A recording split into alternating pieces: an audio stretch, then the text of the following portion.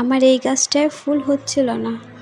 আজ কেন জানি ফুল ফুটতেছে, এরকম দেখা গেল ফুলে কলি আসছে আর কি। হ্যালো এভরিওয়ান, আসসালামু আলাইকুম। আমি মুক্তা, ঢাকা থেকে বলছি। আশা করি যে যেখান থেকে দেখছেন আল্লাহর রহমতে ভালো আছেন। আলহামদুলিল্লাহ, আমরাও ভালো আছি। তো সকালে নাস্তা করেই এই ওয়াশিং মেশিনের, তারপরে ওভেনের, তারপর বেড, সাইড টেবিলের ম্যাটগুলো ধুয়ে দিয়েছিলাম। তো সেগুলো কালকে ধুয়েছিলাম, তো শুকাতে দিয়েছি, এগুলো আর আনা হয়নি। তো এখন শুকিয়ে গেছে, তো ভাবলাম যে এগুলা নিয়ে আসি। তো আকাশটা দেখাচ্ছিলাম, আল্লাহ পারে না এমন কিছু নাই। কালকে বৃষ্টিতে বন্যা হয়ে গেছিল, আর আজকে কি রোদ! আলহামদুলিল্লাহ আলহামদুলিল্লাহ। তো ভাবলাম যে সাইড টেবিলটা ক্লিন করে তারপরে ম্যাটটা বিছিয়ে দিই, তাই করছিলাম। তো এই পর্যায়ে আমার সেই পুরনো কথা বলে নিচ্ছি। আমার ভিডিওর কোনো জায়গায় কোনো অংশে আপনাদের যদি একটু ভালো লাগে, প্লিজ একটা লাইক করে দিবেন। এই ছোট্ট বোনটার পাশে থাকতে প্লিজ একটা সাবস্ক্রাইব করে দিবেন। আমার ভিডিও ভয়েসের পাশাপাশি নয়েজ আসতে পারে, এর জন্য আমি আন্তরিকভাবে দুঃখিত। তো এই তো আমি ম্যাটটা বিছিয়ে নিয়েছি। এখানে একটু আর কি সৌন্দর্যের জন্য ফুলটা দিলাম। ফুলটা কিন্তু থাকবে না মিনিটেই, এটা আমার ছেলে নিয়ে নিবে, নিয়ে খেলবে। আমি আর্টিফিশিয়াল ফুল রাখতেই পারি না, অনেক ছিল বাবু হওয়ার আগে, সবগুলো নষ্ট করে ফেলছে বাবু। তো ভাবি যে ওভেনের উপরে একটা রাখার জন্য আনবো, ফ্রিজে রাখার জন্য, সাইড টেবিলের জন্য আনবো, কিন্তু আনা হচ্ছে না, আনি না আর কি, বাবু নাড়ানাড়ি করবে তাই। তো এই ওভেনও ম্যাটটা বিছিয়ে নিয়েছি। এখানে আমি বিছানাটা ঝাড়ু দিয়ে নিচ্ছিলাম। আপনাদের ভাইয়া উঠে গেছে, তো ভাবলাম যে উনি যেহেতু ওয়াশরুমে হতে গেছে, ফ্রেশ হতে গেছে, তো আমি এখানে এটা একটু ঝেড়ে নিই। তো এই তো আমার ঝাড়ু দিয়ে নিচ্ছি বিছানাটা। আর আমি যে বলেছিলাম আমার হাজব্যান্ড এক খালাম্মাকে এনে দিয়েছে ঘরটা মোছার জন্য। তো উনি ৫ তলার উপরে উঠে নাকি করতে পারবে না, তাই উনি আর করবে না। তো আমার ছোট মামি কোনো এক কারণে এখন বলেছে যে আমার ঘরটা মুছে দিবে, আমারটাও আম্মুরটাও মুছে দিবে। কোন একটা কারণে আমার মামি অনেক অসহায় হয়ে পড়েছে আমার মামার কারণে। তো যাই হোক, এইসব না বলি, আল্লাহ আমার মামিকে ধৈর্য দেখ, অনেক যুদ্ধের মধ্যে আছে। আমার মামা আর কি অন্য এক মেয়ের পাল্লায় পড়েছে, বিয়েও নাকি করে ফেলছে। তো মামি একা একা কিভাবে কি করবে। তো যাই হোক, এগুলা এখানে না বলি। তো এখানে ঢেঁড়স ভাজি করে নিচ্ছিলাম। আজকে ঢেঁড়স ভাজি করব, আর বেগুন আলু দিয়ে এই তেলাপিয়া মাছ রান্না করব। তো ঢেঁড়স অফ ক্যামেরা আমি কেটে নিয়েছি। এখানে আমি পেঁয়াজ মরিচ লবণ দিয়ে রেখেছি, শুকনো মরিচটা ভাজা করে তারপর আমি দিয়ে দিলাম। নর্মাল জিনিস, প্রতিদিনের মতো নর্মাল রান্না, এটা তো সবাই জানে যে কিভাবে কি ভাজি করতে হয়। তাও আমার যেহেতু লাইফস্টাইল ভিডিও, তাই আমার এগুলোই দেখানো হয়। আর কি দেখাবো বলেন আপুরা। তাই তো আমার ভাজিটা বসায় আমি এই মাছ রান্নার জন্য আমি সবজিগুলো কেটে নিব। তা ভিডিও যখন করি না, তখন ভাবি যে অনেক কিছু বলবো, অনেক কথা বলবো, কিন্তু কেন জানি পারি না। ভিডিও করি ঠিক আছে, ভয়েস দিতে আসলে কিছুই মনে থাকে না, কিছুই মাথায় আসে না। আমি তো যাদের ভিডিও দেখি আর কি, এই বাংলাদেশি ব্লগার রিমা আপু আছে, আপু কিন্তু আপুর যে ভিডিও দেখি, আপুর কথায় কথায় কোনটা 10 মিনিটের ভিডিও কোনটা 12 মিনিটের ভিডিও বোঝাই যায় না, মনে হয় 2 মিনিটের জন্য দেখলাম। তারপরে শিশির আপু আছে, আপুদের কথাগুলো এত ভালো লাগে আমার কাছে। আমি না আপুদের মতো এত গুছায় কথা বলতে পারি না, জানি না কেন।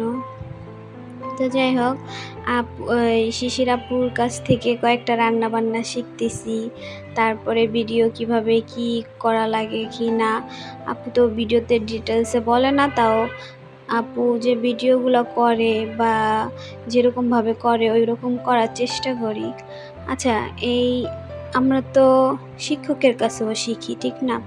তো শিক্ষকে যা শিখায় আমরা তাই শিখি। শিক্ষকের থেকে কি এটা শিক্ষা হয় না কপি করা হয়? অনেকে এক আপুর থেকে শিখে তারপর আমরা যদি কিছু করি তাহলে অনেকেই অনেকরে বলে যে কপি করা হয়, কপি করতেছি।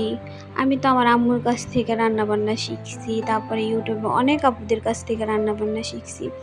এখন কি আপুদের তাহলে কি আমার নকল করা হয়ে গেল?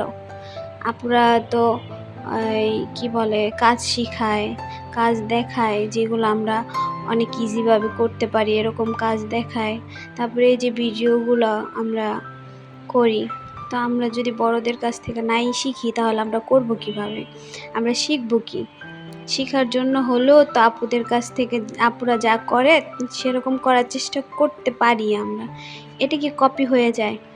জানি না আমি এসব ব্যাপারে সত্যি বলতে আমি অনেক কম জানি।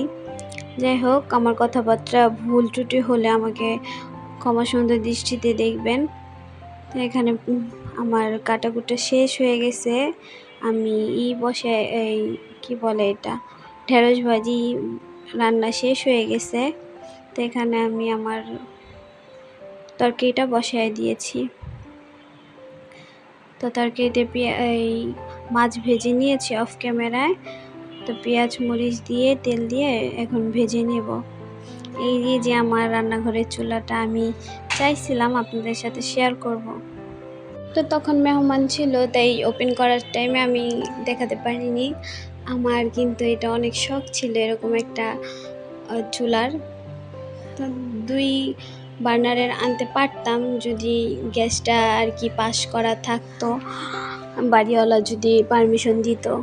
তো যাই হোক, যেদিন পাস করবে ওই দিন ইনশাল্লাহ 2 বার্নারের আনবো বা অন্যরকম আনবো। আমার না শিশির আপুর যে চুলাটা অনেক ভালো লাগে, অনেক।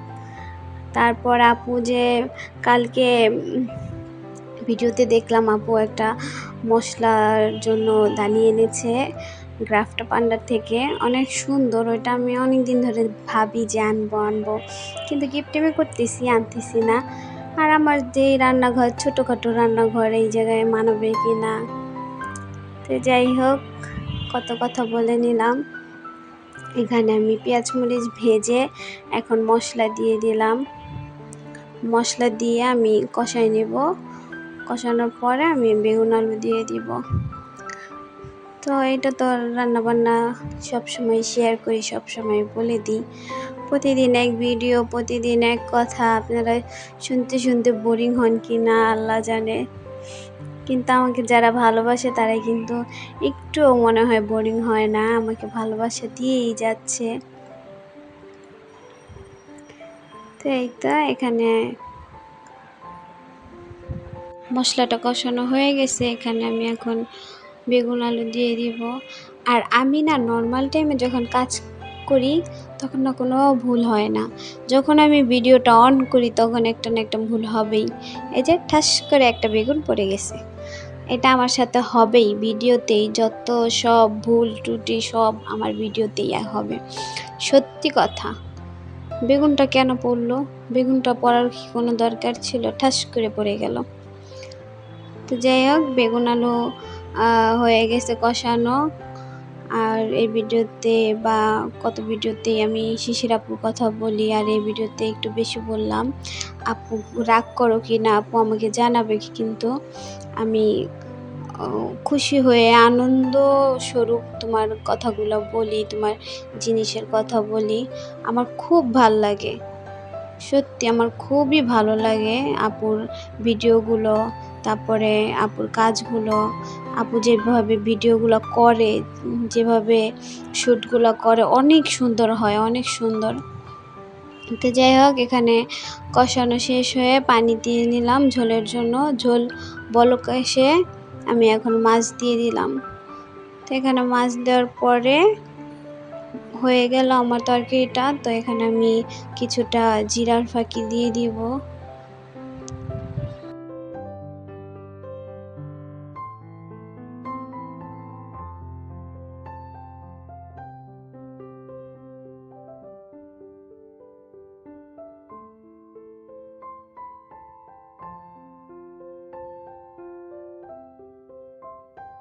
তো সবাই সুস্থ থাকবেন, ভালো থাকবেন।